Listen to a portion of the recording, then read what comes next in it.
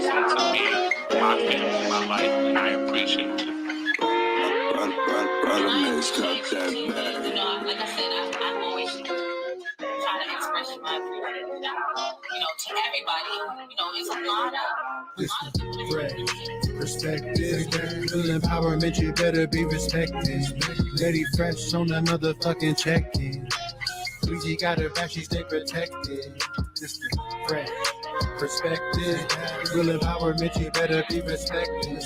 It's for the demons, it's to get you through the night now. Not for the haters that you they don't come outside. Lady Fresh Brown, and that's kind of started from there.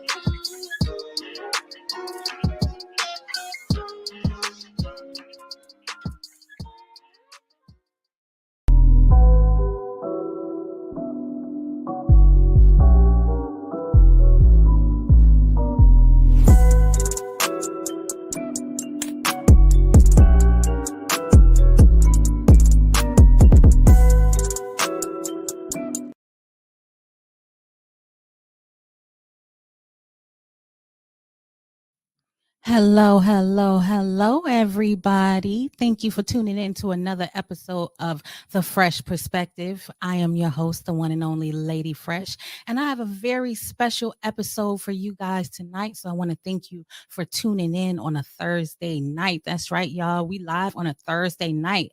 And so this episode is really, really special because I was actually asked to tackle a very important type of awareness today.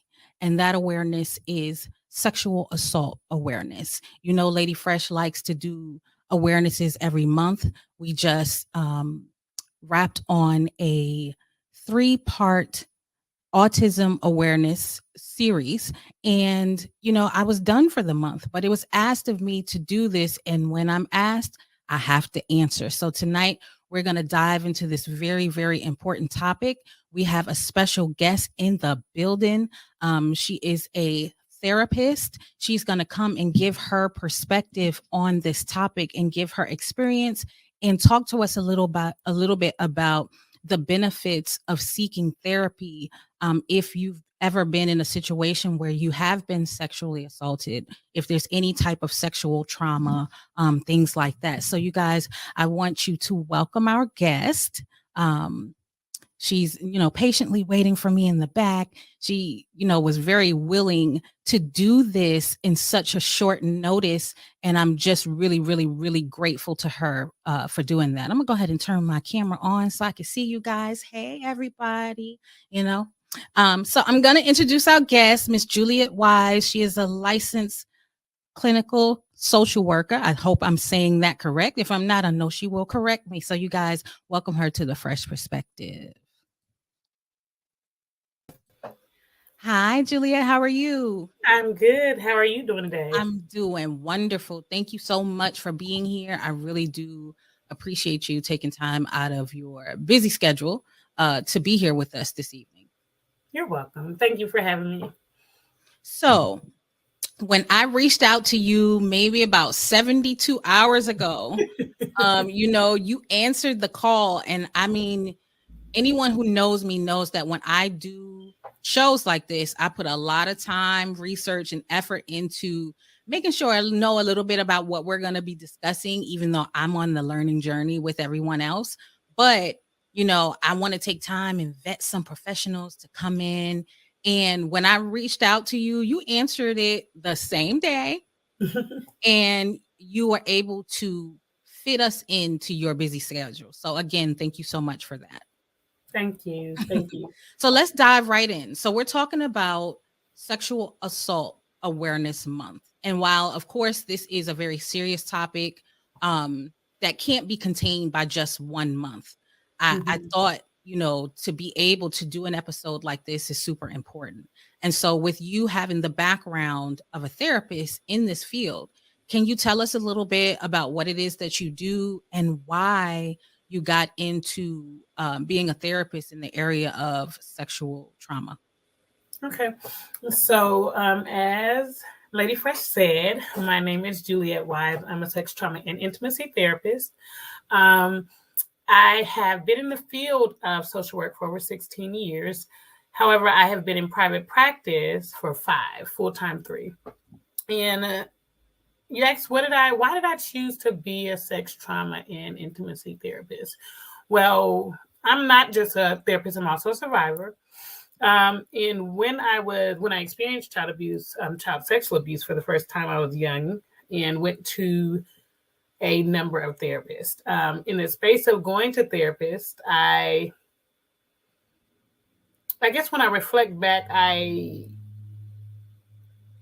wish I would have. I wish the experiences could have been a little bit different in some ways, where I felt I didn't feel as comfortable in my therapy spaces. But honestly, I don't know. When I think about it, I wanted to be able to help. I didn't start out just wanting to be a therapist. I started out in the field of social work, wanting to create a program for teenage parents. That's where I really started. I felt like there were not enough resources. I had a friend who was a teen mom, and we experienced a lot of things in high school, and I wanted more for her. And so that's where I started in the field. Then as I got into the field and I started thinking about in school and everything, I started realizing that I was really frustrated that I experienced abuse in the religious sector. And I felt like I wasn't protected. I felt like I wasn't safe. And I felt like the perpetrator got to walk around and do whatever he wanted to do. And so I started doing research in school, did papers and everything. And I was like, one day I'm going to do my dissertation on religion and their protection of perpetrators. And so that led me down the path of saying, well, you know what? I can go to social work, and then I can be, and I didn't want to just stop at the beginning. I wanted to go further. I knew that I didn't want to be a bachelor's level social worker. So I said, I'll go into private practice and I can help women. I can talk to women that are like me, And so I think that answers your question, Lady Fresh. I'm not sure. No, it absolutely did answer. I mean, you mentioned that you are a survivor. And I believe you also mentioned that your experience was as a child. Mm-hmm. So you were sexually assaulted as a child, which I can only imagine brings along a whole different set of issues in itself, as opposed to someone who has solely been assaulted as an adult. What was growing up like for you after you were assaulted? So growing up, I think that I want to address the first part of what you were saying too. How it could be a challenge experiencing abuse as a child and as an adult. I think there's a lot of confusion, and that's why I'm an intimacy therapist also. Because what happens oftentimes, and I can't speak on everyone's story, but a number of women, I specifically work with women over 18, so I'm not biased to men, but that's my specialization is women 18 and over. But a lot of times when you're abused as a child, especially sexually, it's not a experience where it's like a ravaging experience. It's not an experience where, not all the time. Like I said, I have to be very careful because I don't want to speak on anyone else's experience, right? My experience wasn't the experience where it was ravaging. A lot of times, people when you're abused as a child, you're abused by someone you trust. And so when you're abused by someone you trust, it truly affects your understanding of intimacy and sexual touch, right? Because if someone exposes your body to a touch or a feeling that early on in life, then I've learned throughout life that I had trouble understanding healthy relationships, understanding that my abuser was a man, my first abuser, understanding that not every man is going to want something sexual from you. Right. Right. And so when you learn as a child that an older man, that you looked up to touches you now inappropriately, it's very, very confusing. And then at the same time, when you feel like, well, it doesn't look like this person has been punished and they're walking around freely and probably affecting other people, it's a confusing place. So you kind of lose your voice. So that's why I'm in the space of a campaign right now here in Huntsville, where we're talking about freedom through our voices. And it's Freedom Through Our Voices, Sex Assault Awareness Month is my theme. And in that, we're doing a number of different activities because oftentimes we don't realize when you're abused, whether it's sexual abuse, molestation, fondling, rape, as an adult or a child, you lose your voice because you get a little bit confused. And you either get confused, you get angry, you get silent. There's so many different responses. For me, a long time, it was a lot of confusion. I mean, I can only imagine that. Were you able to receive therapy as a child? Mm-hmm. I did begin experiencing therapy as a child. One thing that in my experience, I feel that therapists have to be very careful with is we have to be careful with projecting our experiences onto our clients. I feel that in the beginning, there were certain things projected onto my experience that I didn't necessarily feel. And so therefore, it made me confused about my sexuality, like because I'm sexually abused, because there's myths that, people who are sexually abused, that's why they are, it impacts their sexuality. That's not true. There are experiences that can impact different things, but that's not true. So it can confuse you when someone projects their idea or belief onto you, which is a lot of the things that I experienced in going to therapists has a lot to do with my core values and the reasons why I've developed the core values that I have as a therapist. So to answer your question, at the beginning, the therapy that I went to as a child, I wish it could have been better and more supportive. I think oftentimes people don't know what to do in the space of therapy. And sometimes that time to specialize needs to be taken to understand, okay, have I worked through my stuff so I can show up in the best way for my clients, which is important for me. So yes, I've had therapy as an adult, extensive therapy as an adult, working through my trauma, and keep a therapist now as a therapist. I think that every therapist should have a therapist. You have to stay present with what you're dealing with. You have to work through your stuff. You got to practice what you preach. You can't. I always wonder that if therapists have therapists. Yeah, I do. I mean, it would not for right. You can't speak for everyone, but I've always wondered, and the fact that you're comfortable saying so, that is truly showing that you do practice what you preach and you believe in strengthening the mind. Because the biggest thing which is in our community seems like this stigma that therapy isn't okay. Right. So we can go to the doctor, women can go to the gynecologist if something's going on, or to get their annual checks. You can go see an oncologist if you have cancer. You can go to a podiatrist for your feet, but there's a problem if we want to see someone to help treat our mind. And I think that's really misfortunate, and it's really doing a disservice to our culture. And that's why spaces like this are really important to me, because I want it to become normalized to receive the help that you may need. I mean, and it might be something that you may not think you need, or something that's not quite as serious as this. But it's okay to be in these spaces. We were taught as children. I know I was. What happens in this house, stay in this house. Yeah. And so I can only imagine as a child, a lot of shame also came into play with that, not wanting to speak out or say anything. Did you experience that? Did you experience a period of time where you weren't willing to tell about your abuser, or that you were experiencing this? No, I was fortunate to where I did not experience that. I was able to share, and my mother did the best she could with the tools she had. Now, let me be clear, that took me a long time to understand, or it took me a long time to come to terms with. I feel like I was able to tell, and I have to be careful to only share my story, but I was able to tell, and I wish that there was, I do wish more action could have been taken. I wish that there was visible action, because my greatest challenges in religious sectors, because we are often protective of images. I don't know what we're protecting, honestly, but we are very protective, and it's very hurtful to those of us who experience abuse. And so then you, not only are you now experiencing sexual assault, you're experiencing religious trauma, you're experiencing abandonment, neglect, rejection. And then you're starting, like you said, you're sitting in a space of shame because maybe I'm the problem, or maybe I did something wrong. And maybe because and then if you think about, I was abused around 7 or 8. I don't really remember the exact age because that's what happened in trauma. You don't remember direct details sometimes. Sometimes you do, sometimes you don't. But when you think it's like, if you think about the developmental stage when you're growing, when that happens, you don't really have much of a understanding of words to put with your experience.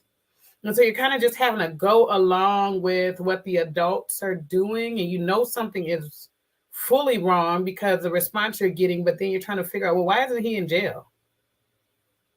That was a big part that I was angry about for many years. Did that ever happen? I don't know. Not for me.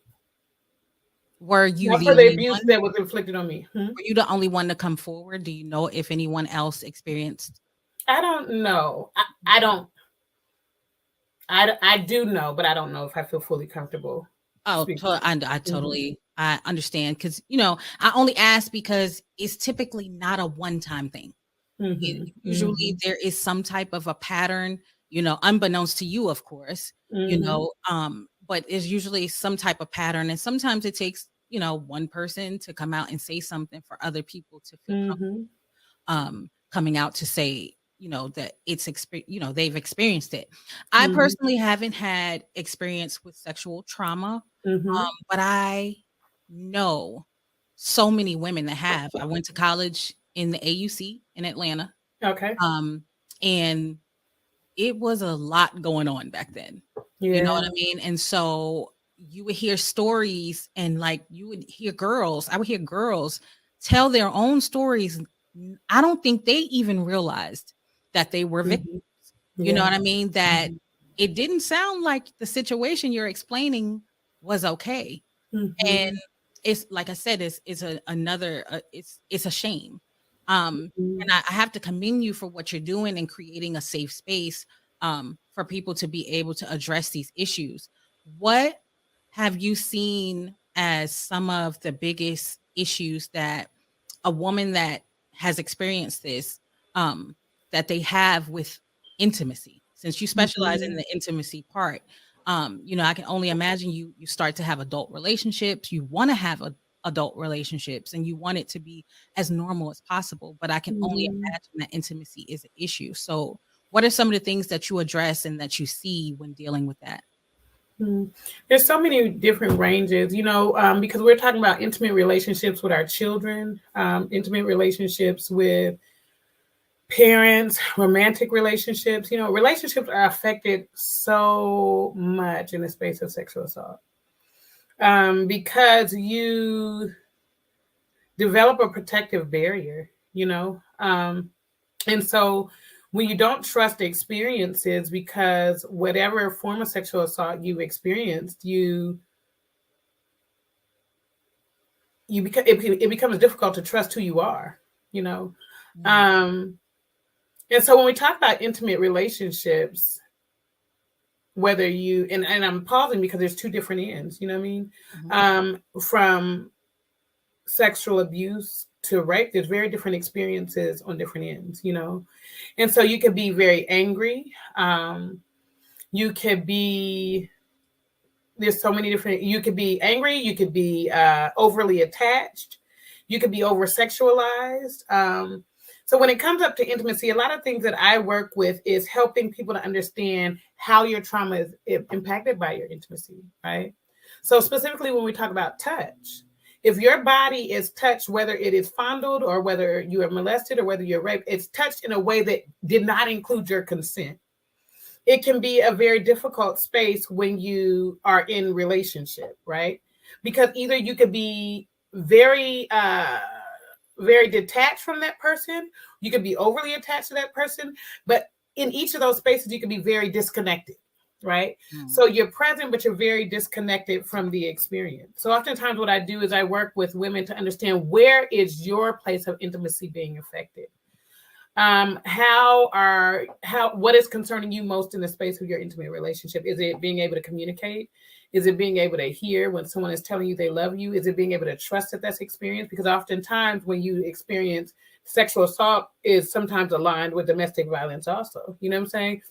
So trust is broken in so many spaces, and we're trying to figure out, okay, what is showing up for you in your experience?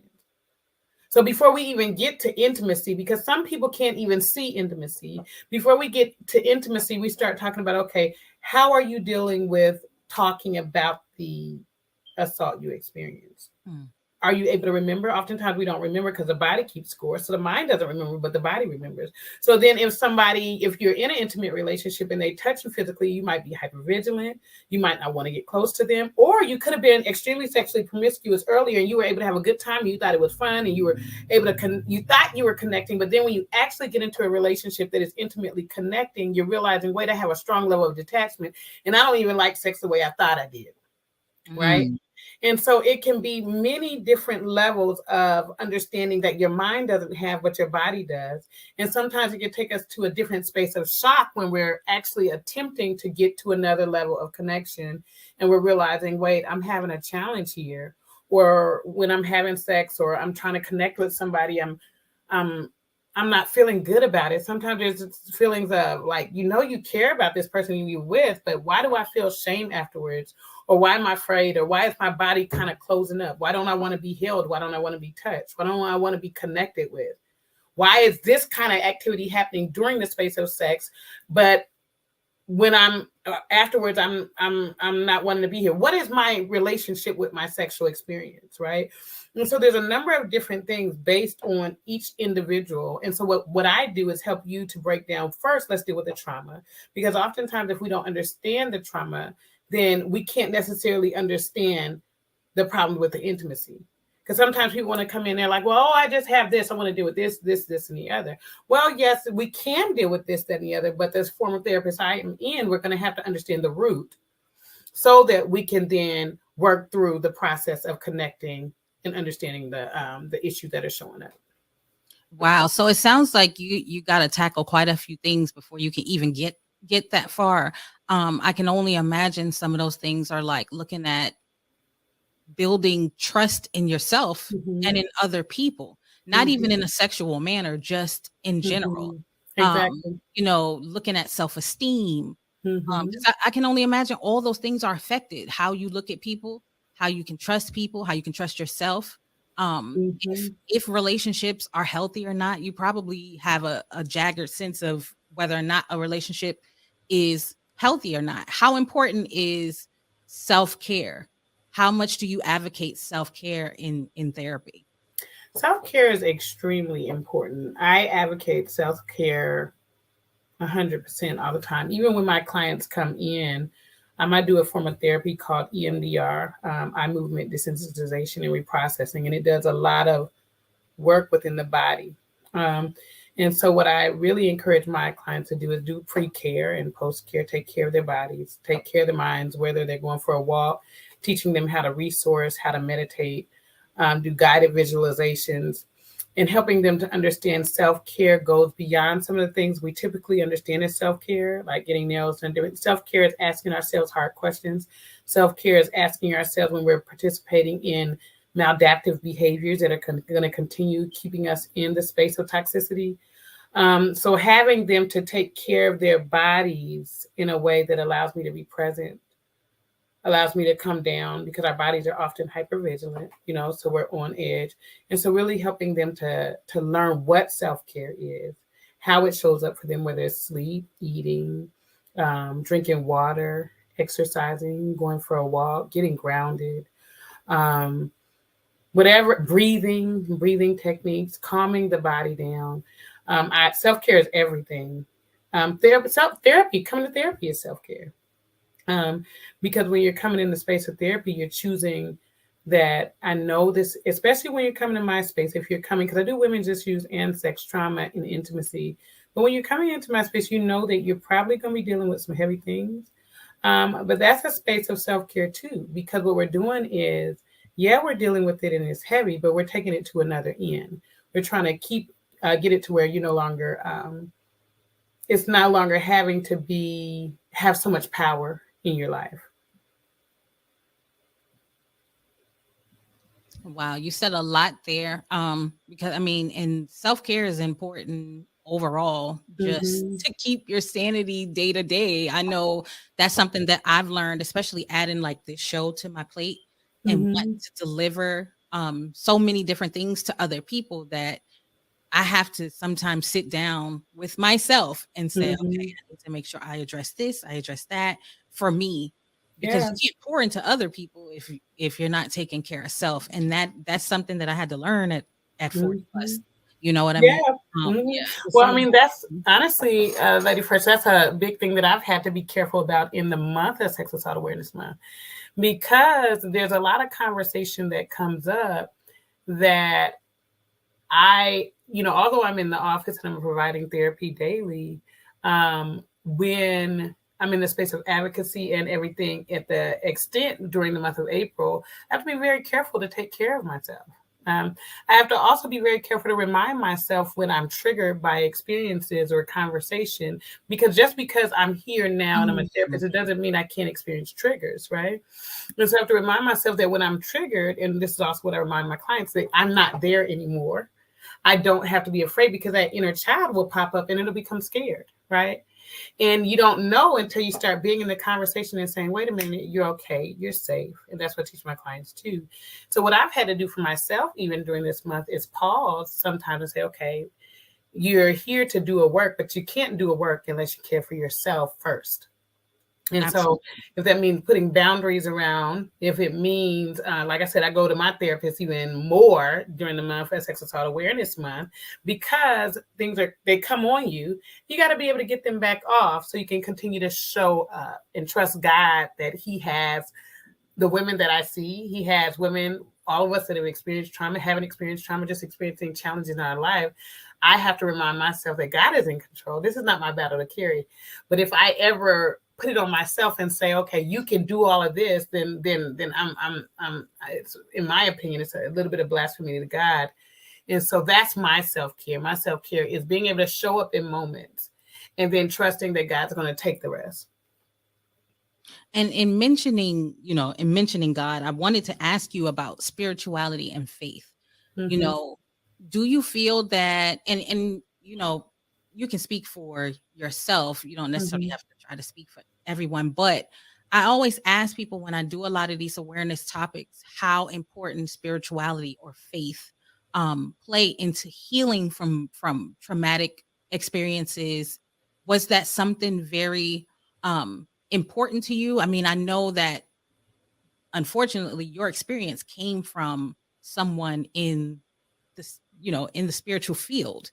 And so were you able to still keep a lot of faith and be connected with God through that healing process? And is that something that people often look to get through trauma like this? I think that oftentimes forgiveness is weaponized. And so that makes it difficult when you've experienced trauma within a religious sector, because it's re-traumatizing. And so for me, no. In the beginning, God was not a big part, because I was angry with God. For me, and I give my clients permission to be angry with God. I was going to ask you that. Yeah, because I think if you're experienced by abuse by men, and God represents men to you, and according to how you see God, right? If you experience abuse by men, God represents man, then who truly is the protector? Right. And so that can get very confusing in the mind. Like I said, again, if you're seeing God as men, because I see God as woman and man. Right.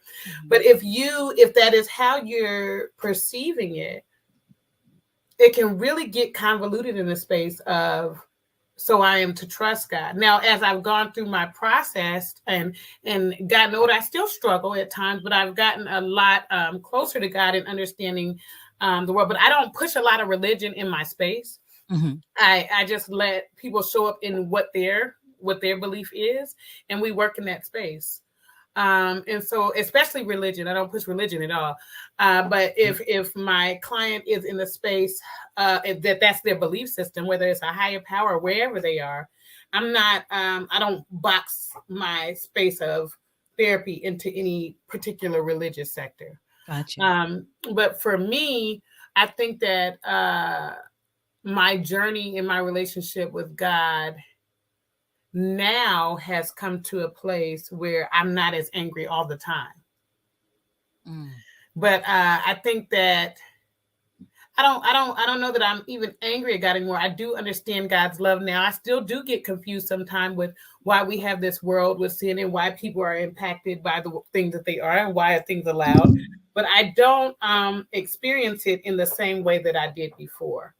So I do think that God plays a huge role once you truly understand God, because I think God is taught in so many convoluted ways. But once you truly understand who God is and understand that He is your protector, understand what He truly is as a father, because there's so many things that can be mixed in the space of religion. Complex trauma can be mixed in so many ways. People weaponize God, they weaponize forgiveness. They often tell people to forgive their abuser, but how can you forgive your abuser if you're not even able to accept that you're abused, if nobody acknowledged that the abuser did this to you? So people love to throw forgiveness out. And I'm not saying that forgiveness is not a factor. Forgiveness is truly a factor. It provides us freedom, right? So it's a true factor that we want to be able to understand, but we also want to be able to understand, how do I acknowledge? Is that the first step? Acknowledgement? Yeah. I've got to be able to acknowledge, and I've got to be able to understand what forgiveness is. But I don't have to focus on forgiveness first. I need to focus on how I feel, what my experience has been. How do I heal? How do I get through this? And a part of that healing journey then is learning to let go and to shift so that person doesn't have the power that we can typically believe they had in the choices they made to take from someone without consent. What do you think the hardest part of therapy is? For someone to come in to your office, is the hardest thing telling their experience? Is the hardest thing the acknowledgement? Is there something that you typically see is the most difficult thing for a person to do once getting into therapy? I think the hardest part is walking into the office. I think that once they get there, I'm with them. I'm going to walk with them. The work can begin. Yeah. But I think the hardest part is getting up and going in. I believe it. Especially for us. Especially for us. So are there things that so let's talk about the romantic relationship. Most people crave to be in a healthy relationship with whomever, and they want to be loved. They want these things, but if they have been affected by trauma in this manner, what are some of the things that a partner or potential partner can do to kind of help that person? Because I know they need to seek the help that they need, but I'm assuming that it's going to kind of carry over into the relationship. So what are some things that partners, if there's anything that partners can do to be of support? Well, there's a lot of things that partners to do. One thing, I think the partner needs a therapist too, right? Because oftentimes, according to the experience of the woman or man, whoever the person is that experienced abuse, there's a lot of behaviors that can show up that could cause a partner to feel rejected, angry, not wanted, neglected, undesired, or overly sexualized, used, manipulated. So there's a lot of experiences that a partner can have. And let's be clear, because that doesn't have to be everyone's experience. I don't want to generalize anybody. But those are things that can happen. And so in that space, a partner can be supportive. Oftentimes, I've seen some of the challenges be Anger spewts out words that it can be very harmful, and people don't know how much we can hurt one another, and re-traumatize each other, whether that's from sexual abuse, mental abuse, or just experiences, right? So we have to be careful with our language, and that's why I always encourage, if possible, my clients to encourage their partners to go in therapy, or I provide tools for them to give their partners, because we want to care for that person too. And we want to make sure, I want to ensure in the best way possible that there's safety in that process of healing.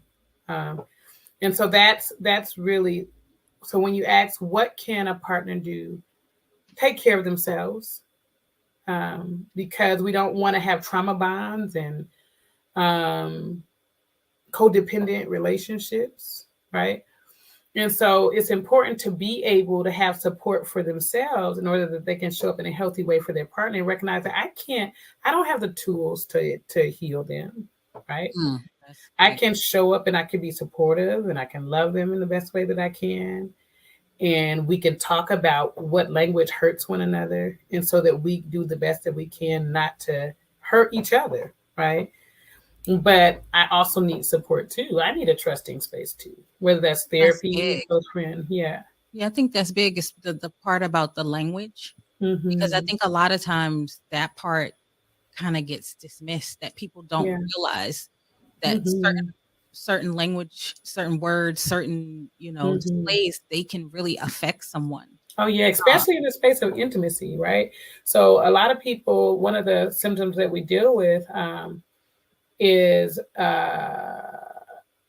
pelvic floor issues, pain in sexual intercourse, and that could be related to trauma. And so, or a woman, and I'm, like I said, I speak specifically of women, her body not lubricating itself because of not experiencing connection. You see what I'm saying? And so a partner could get angry about that, thinking it's them.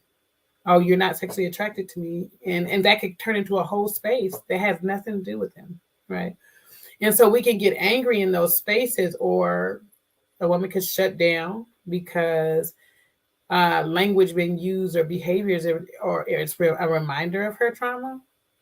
But she may not have the language to communicate that. And again, the partner is feeling rejected. You know what I'm saying?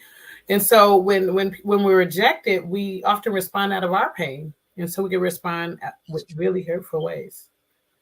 And then it causes greater divides in the relationship. What do you think some of the most rewarding aspects of this work has been for you? Seeing people heal, seeing myself heal. I think that the most rewarding part, and the reason why I go so hard during this month, is understanding that the more conversation we have, the more likely it is for a woman to go into therapy. The more likely it is that she'll have some hope, understanding that I don't have to always deal with this in the way that I have. Eventually, it can be a scar that I can look in and I can say, dang, that happened. And it really hurt when it did. But now I'm able to function. I don't feel the pain from it anymore. It's just on my skin, right? I remember it. I see it. But my body doesn't respond the same way. The other part that's most rewarding to me is then getting them to the other end, because I feel like God created our bodies to connect. We're supposed to experience sexual intimacy. These bodies were not created and function the way that they do for no reason. And I think that a great part of that for me is helping women to understand, after your body has been the attempt has been to belittle it, to desecrate it, to make you feel shame in the space of your beautiful, amazing body that has been created by God. He made this body, right? And so when we have that and we understand that, but we're confused in the space of it because we're shameful or whatever it is, these messages come up. The most beautiful part is helping women understand this is everything. I am earth. I bring life, right? And so when we understand that woman brings life, that's exciting for me. That's the part. I can see it's all over your face just talking about it. Yeah. And the minute I asked you the question, your face lit up. So I knew that, it truly is rewarding for you. And I feel like we're very fortunate to be able to find a career path that we're really, excited about. Like, I feel like it would be the worst to wake up every day and dread what you do day in and day out. I couldn't imagine living a life like that. And I've been fortunate enough not to be doing that since I was in my 20s. Most people can't say that. Yeah. You know what I mean? Most people are, they're like, dang, I want to get out. I got to figure out how to get out. Exactly. I can see that for you, it was a true passion. Oh yeah. It was something that it's written all over your page. You know what I mean? Like just the amount of information you provide. I see you have you do different speaking engagements. How is the advocacy? See, that word, boy. Right. How's that part been for you? Have you been, is that something that you like to do? And do you do it a lot throughout the year, or is it mainly the month of April? If I can be honest with you, Lady Fresh, and I want to pause too. Please don't let me forget what you're asking, because something came up in my mind when you were talking. Oh, no, go ahead. I want to be clear that I am in love with God now. I want to be clear on my relationship with God. Okay. Right. It's a different understanding of who Abba, my Father, my God is to me. I have a truly wonderful, intimate connection with God. And I challenge in that space of conversation because it took me a long time to separate God from religion. And so it's very difficult for me at times to separate the two. So I wanted to circle back because, yes, the reason why my relationship with God is so wonderful is because God taught me that it's okay to be angry with me. It's okay to not understand. It's okay to ask questions. It's okay to scream, cuss, cry, go crazy, and do whatever you need to do because I am your Father. I'm your God, and I'm going to love you regardless. And so I want to be clear on that because that's what allowed me to get into a personal relationship with God. When I understood, if this is my belief, it may not be someone else's, but when I understood for me that religious sector and doctrine made by men is not God. And so when I was able to understand that for me, and I'm able to sit and talk intimately with God and work through some of the things that I've struggled with and be authentic and transparent in my conversation and understand who Abba is to me, understand that he never left me or forsook me, understand that this world is built of sin, born and shaped in iniquity, I understood something different. So I want to be clear. God has been a big part of the space that I'm in my life. I get a little stuck when we're talking about religion. And so I wanted to go ahead and circle back. I appreciate that because obviously it was important enough for you to circle back to it. And I'm glad you did. Yeah. I'm glad you did. And so in the space of advocacy, this is honestly my first year doing the Sex Assault Awareness Month as consistently as I have done it. I love the space of advocacy. What I will do next year is, and I'm glad we're having this interview at the end of the month because I can look back, right, and see if I did it. But what I will do next year is I will do more self-care. When you're standing in purpose, the devil will attack you like nothing you can imagine. And I know that I'm in purpose because I know that in me standing in the space of fear, because I stand in fear because I don't know who's watching. And so that inner child in me that has experienced trauma can become fearful, right? I'm learning that as I make this space free, people come to me outside of therapeutic spaces. And I'm learning how to adapt and deal with that during this month, right? Because I'm talking about it often. And so that can be re-traumatizing. So the truth for me is next year I will do better with my self-care, right? I will do a lot better with my self-care. I will be in a space of understanding that as a therapist, it's okay, even as an advocate, to have boundaries and to have things to offer in the space of women who need help, because I want to always be able to offer something. And that's what is big about my last event on April 3rd. 30th is it's a Chalk the Walk Art Festival and Rally, and I'll be having people come out that also provide services, support, treatment, whether that's through yoga, meditation, body work, all kind of exercise, dance, massage, have people coming out so that there are people understand that, yes, I'm a therapist here, but I can't see everybody. I can't help everybody. And so I want people to know there's other resources out here so that you can get help. So yeah, advocacy, I love. Self-care, I could do better. Well, considering that this is your first year of like going hard and You're right. you're going hard, Going okay? hard in the paint, right. I think it's good that you're like, okay, I'm going to make sure that self-care is on my regimen consistently, especially in the month of April moving forward, because you know how much you're giving to this. You want to give as much as you can to this space, but not at your own demise. And I think that's something that we, especially as women, we do a lot of. So I commend you for having that foresight. Like, okay, I know I need to do this better. And saying it out loud and making it okay to do that. Because like you said, you are a therapist, but you can't help everybody. And so you mentioned resources. What kind of resources would you recommend to people? Like, you know, I know you're in a specific location, so you can't legally treat people outside of your state, right? Right. So are there benefits to like support groups, you know, finding online resources? What would you tell someone who's looking for resources, whether it be online or locally? Well, a large resource is RAINN.org, RAINN.org. RAINN provides information on sex assault statistics. It provides information on resources in your area. And so RAINN is a huge resource for people. 211 is a very good resource too. I'm learning though, I don't know if 211 is an information resource all over, but I think it is, but I'm not totally sure, you know. 211 United Way? Yeah. I believe it is. Okay. It'll be localized. You know, when you dial it from your local area, it'll give you the resources for your area. So that probably is a good one. I used that a lot in college. Right. They do.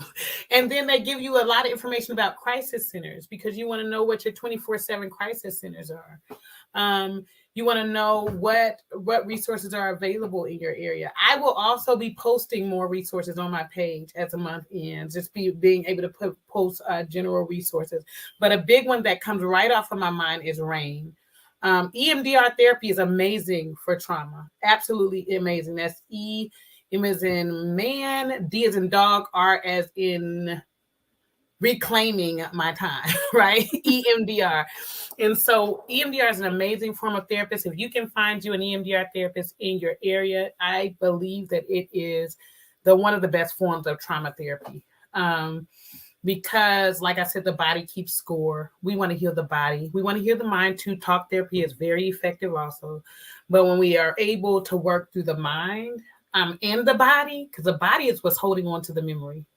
The body is where you feel the stress. If you really take time to think about when you feel something, I a lot of times feel it in my chest. I feel it in my head. And sexually, you can feel a lot of things too. So you have to understand that. Like when you're connecting with somebody, the way they touch you or you experience something, your body holds memory. And so understanding that EMDR is a powerful form of therapy. So I would look in your area to see, let me find me an EMDR therapist and see if they can help me to work through this trauma that I'm experiencing. So I'm not going to keep you too much longer. I wanted to ask you, I know that you specialize in women's issues. Have you treated men? I have worked with men. And I want to word this right. In men's experiences, because I don't ever want people to think for 1 second that men are not affected by sexual abuse, trauma, any of the topics that we cover. I realize that 90% of the people that I have on my show are women. But believe it or not, 90% of the people that watch me are men. Wow. And so I'm working on shifting and creating more of a balance of people that I have on the show to be able to address from a man's perspective as well. It's been very hard, finding therapists and professionals in a lot of these spaces. It is not from lack of trying, but it's been very, very difficult. But most of the men that watch me have been very vocal that the information, regardless of who it's coming from, has been very helpful. It's been very eye-opening. And that they really do enjoy the content. So shout out to all my men that support the Fresh Perspective. Lady Fresh appreciates each and every one of you guys. I'm still working on trying to get things a little bit more balanced, but I'm always wanting to put someone in front of, my audience that can speak intelligently and that can, really bring perspective to the issue. So, if I can't find a man, I'm going to find a bomb ass woman. Right. Because regardless, the issue needs to be addressed. Yeah. So, my question, there was a question in there. My question was, it says that 1 out of every 6 men experience sexual abuse. And so is there a huge difference in, what the man views as their sexual trauma versus a woman? The saddest part, I was looking because I have this book that I would love to show you guys for men. The saddest part about, I don't see it right here, but I have a book that is really good for helping men work through sexual assault, right? Because the saddest part for men, our men, Black men, I know all men, but I am passionate about our men too, you know what I mean? And the world is not safe for men to talk about sexual assault. It hasn't provided itself to be a safe place. This is my opinion. This is no statistics. This is just my opinion, my feeling, my belief. I share it with you. And because oftentimes when men are experiencing sexual abuse, they're experiencing sexual abuse like an older woman thought they were attractive and touched them inappropriately, or a babysitter or something happened inappropriately, and that impacts their intimacy, right? So if you're exposed to porn or magazines or somebody having sex, because that's a form of abuse, that's a form of sexual assault. If someone participates in a sexual behavior in front of you, right? Or touches you, fondles you, or anything without your consent, touching, penetration, exposure, and that's exposure for watching TV. All of those things are abuse, and we oftentimes don't know what sexual assault is. And so men oftentimes do not get a safe place to understand or acknowledge that they've been abused. And so they don't oftentimes know how much it is impacting their intimate relationships, right? Because either they experience a touch earlier on in their life that allowed their body to respond, because regardless of if it was inappropriate or if it was without consent, the body is going to respond, right?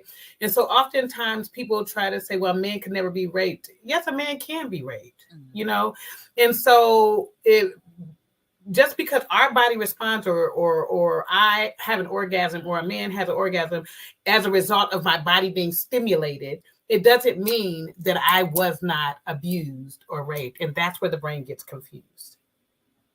That's where the voice gets silent. Because it feels like, well, maybe my body responded, so I must have wanted it. And that goes for both men and women. And so then when you're having a conversation or you want to have a conversation, you're not understanding why you have hard time relationships, or I'm always attracted to older women because I was groomed by older women. Right. And so then and I'm not saying it's bad. Let me be clear. I'm not saying it's bad to be attracted to older women. I think there's understanding with age gaps, different things like that. Right. But we don't have an insight into how those early experiences, they were like, oh, you good, dude. You this happened for you, whatever people say. No, that's not healthy. That was abuse. That was trauma. But if a man doesn't have a safe place to talk about that, then he continues to experience life in his relationships, not understanding his intimate connections, not understanding why somebody can't please him because he experiences sexual exposure earlier on. So there's so many dynamics, why I can't communicate so many things in the intimate level, right? And so that's why it's important for people to understand when we're talking about intimate connections, intimacy is more than sex. Intimacy is the spiritual intimacy, physical intimacy. Why my brain just got frozen, but there's intimacy in religious conversation. There's intimacy there's so many levels of intimacy. And so when we understand those intimate connections that we're having a hard time getting, we understand that our hearts are not attaching, we're not connecting.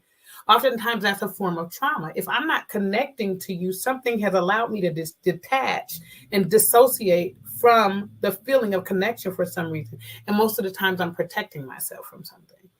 And so all of those things are there when we don't have empathetic responding. We're not able to respond emotionally, or we're not able to connect. We don't want to be held. Oh, I just don't like to be touched. Some people really don't like to be touched, according to, like you talked about, the spectrum, different things like that you've talked about in your, when you were having your special on autism. But there's a lot of reasons that we don't like to be touched. But then there's also a lot of traumatic reasons why we don't like to be touched. We don't like people in our spaces. We feel protected, but we don't have a lot of language to put to it. So in dealing with men, I do have a passion for men. It's not the area that I specialize in. Right now, I specifically work with women. But I do think there needs to be more spaces for men, because we don't even understand, like, porn addiction, sex addiction. All these things can be related to trauma. And I want to be clear, I'm not just saying men have porn addictions and sex addictions. Women, we definitely have them too, right? And so I'm just wanting to say a lot of these addictive capacities are related to our trauma. Wow. I think everything that you've covered today has been very eye-opening. And I'm hoping that people will take away from this, ways to kind of hone in on what other people may be going through. We can be a really selfish bunch of people, and constantly thinking of self. Then you have those people who are not selfish and they are constantly thinking of other people. But I'm hoping with the information that people are receiving from you today, which was a wealth of knowledge, thank you for it, that they walk away just knowing a little bit more, and not just using April to be sexual assault or sexual abuse awareness. Like, this is every day. We need to be mindful. We need to be empathetic. And I want to thank you so much for taking time out of your busy schedule to come and shed light on this, because it's evident just in the way that you speak that you are very passionate about what you're doing. I commend you for finding your voice after being I know you were a victim, but I don't ever like to refer to it as a victim. You're a survivor. Thank you. You made it out. Yeah, you made it out. And you're using your voice, which can be really hard for people to do. Yes, it is. That experience trauma. I've, like I said, never experienced sexual trauma, but I've suffered a lot of grief in my life, a lot of loss in my life. And it's been traumatic, and I didn't realize it until recently that it really has been an issue for me, that my experience with death has been very traumatic from the age of 7 years old. Wow. Most people don't really have a relationship with death that young, and it's just been consistent throughout my life. And so that's something that I found that maybe talking to a therapist would be beneficial to me. Yeah. I have one last question for you. If you could go back to the 7-year-old, 8-year-old Juliet Wise, what would you say to her after the abuse? Knowing all that you know now. You're not your abuse. Say it again. I would say you're not. You're going to make me cry. Say it again, girl. Say it again. I would say you are not your abuse. I think that's the most important thing we as women and people need to know. And hell, saying it out loud right now is a reminder for me, because like I said, during this month, I've learned that I've got to be careful. about my self-care, how many conversations I have, how often I have them, right? Because the body can take you back and it can cause you to be afraid. And I can't lie, I felt a little afraid here because my abuser can watch this. You said again. Say that again. I said, I can't lie, I felt a little afraid here because the person who abused me can watch this, right? And so I think it's important for me to be able to say that out loud, not just for me, but for anybody else. You may not stand in the way that I stand, but that's why I stand. Because you don't have to stand in the way that I stand, right? But it gets it back off of me in this moment to say out loud, I don't give a damn if you're watching, right? So it helps me to be able to say that out loud because I find that I become restrictive at times when that nervousness comes up. Protective even of your abuser, protector of their family, protective. And that's a reality for me. And I think God just told me to say that out loud because that's not my cross to carry. That's his. And so I would say to my name that they called me when I was a little girl was Tanya. And I always tell my clients to go to that inner child. What was that nickname? Because, we get nicknames. That wasn't my nickname. That's my name. But that was my family name, right? And go back to that little girl, Tanya, and say, you are not your abuse. It's not your fault. Your body is whole. Your body is healing. Your body shouldn't experience the form of touch it did at that age. It's not fair. You can and will and are experiencing something different, right? And you're free. You're not a cage bird. You can choose to walk out the door. The door is open. And so when we talk about that poem, Why Does a Cage Bird Sing? I actually have that tattoo because I'm a tattoo girl. Okay. But one thing about that tattoo is that when you look at the Why Does a Cage Bird Sing, or you look at the tattoo, you can be mind specific. You can be in the cage, right? And you can look at the door and you can say, okay, either I can push that door open because there's no lock on it and I can walk out of it, or I can stay in here and let my trauma be my identity.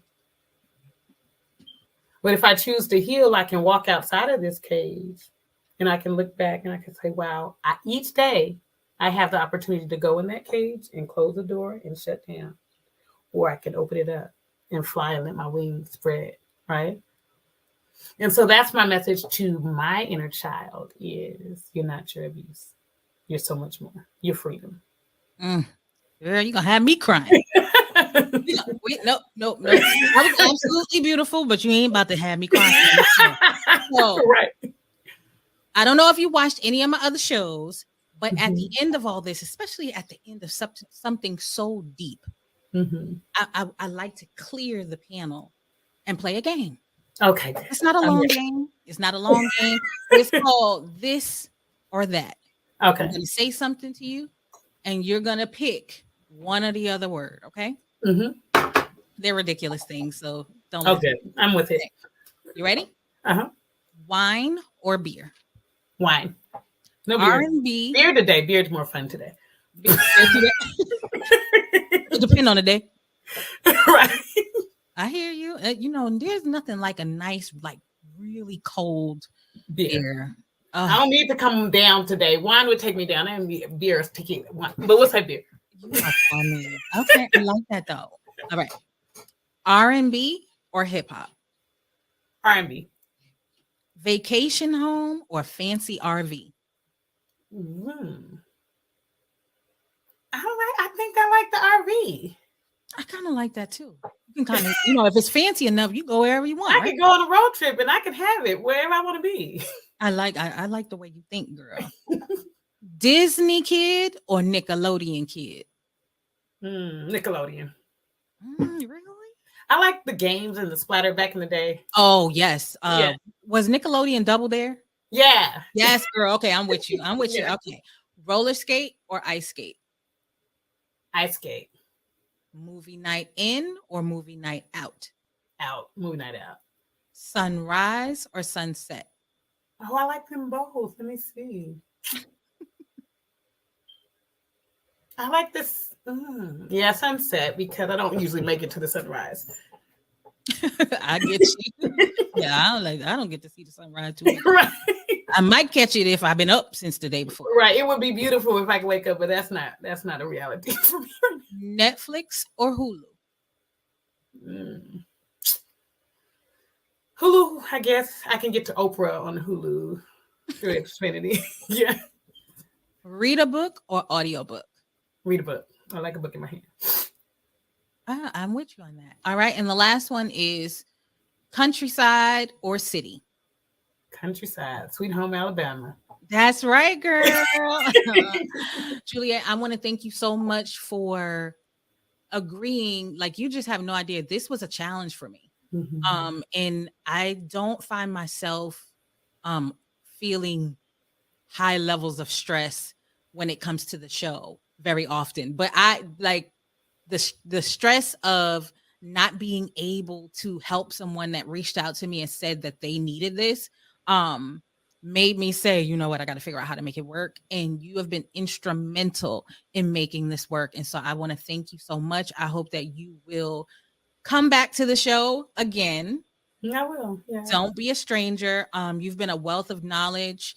And I just really hope that people walk away tonight with, you know, feeling like they learned something. I always want that, but I really want them to really feel like they walked away learning something and something that, you know, they may even be able to apply to their own lives and say, you know what, it's okay for me to talk to someone. It's okay for me to get help. So thank you for providing that safe space.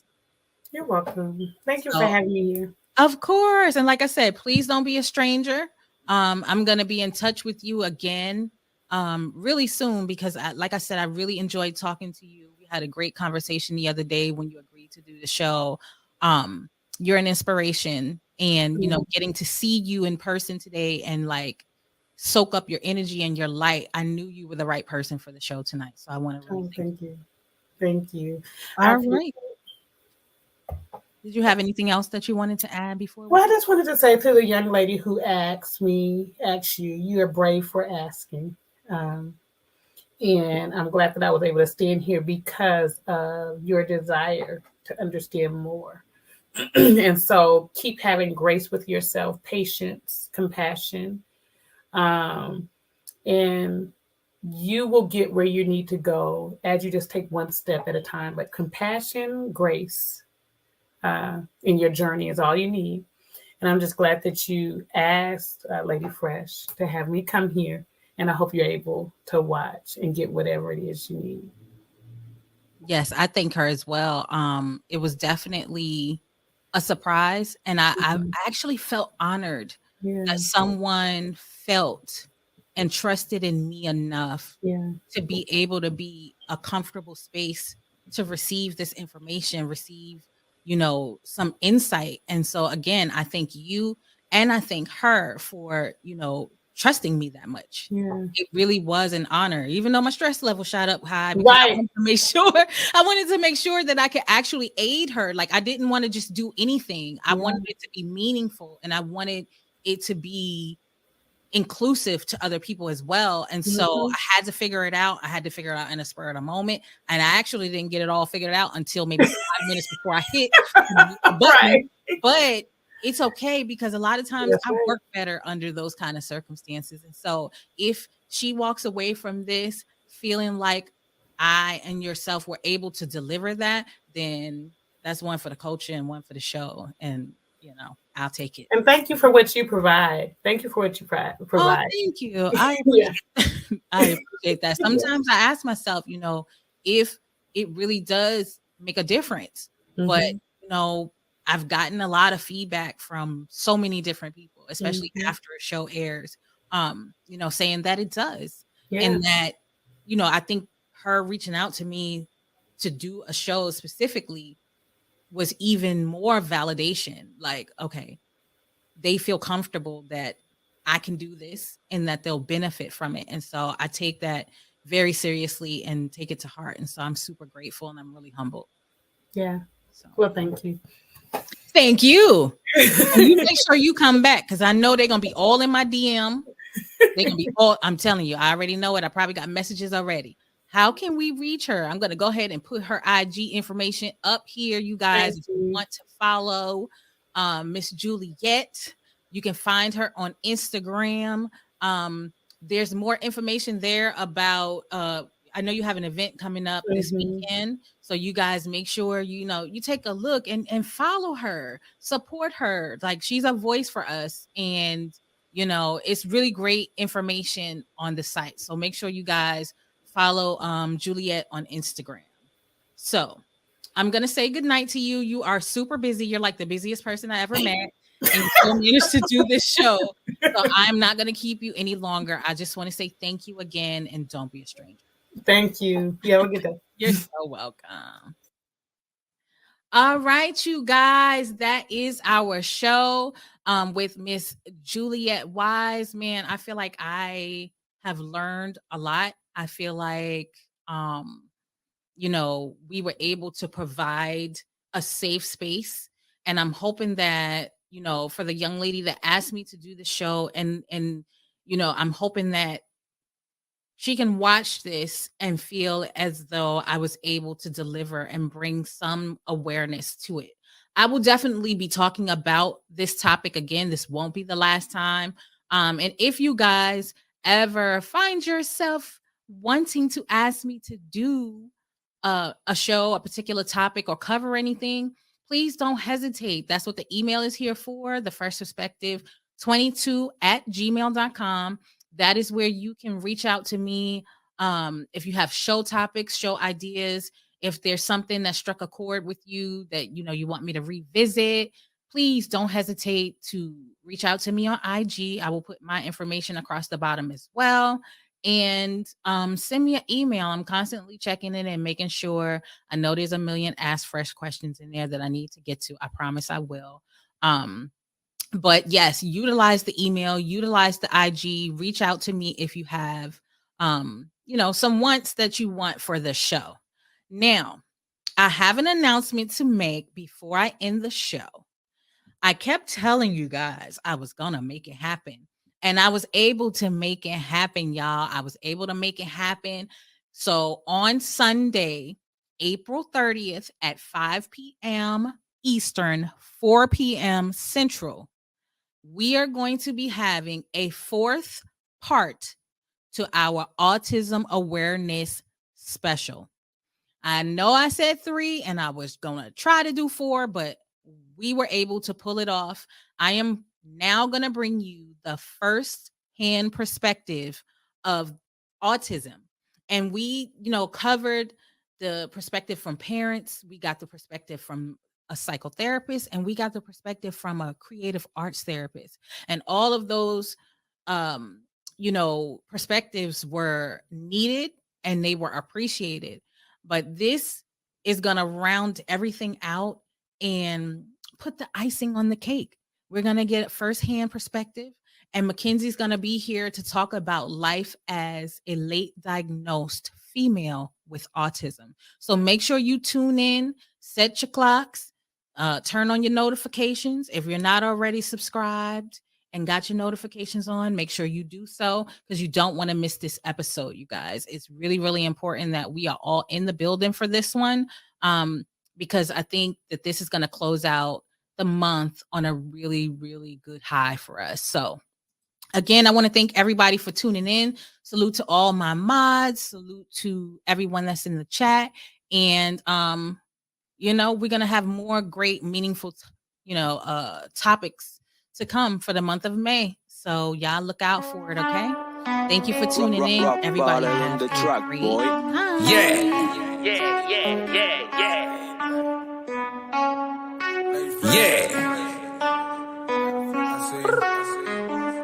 Lady Fresh, keep it real, and that's a fact. She gon' tell it like it is, that's just that on that. Yeah, that's just that on that. This the Fresh Perspective with Lady Fresh. Lady Fresh, keep it real, and that's a fact.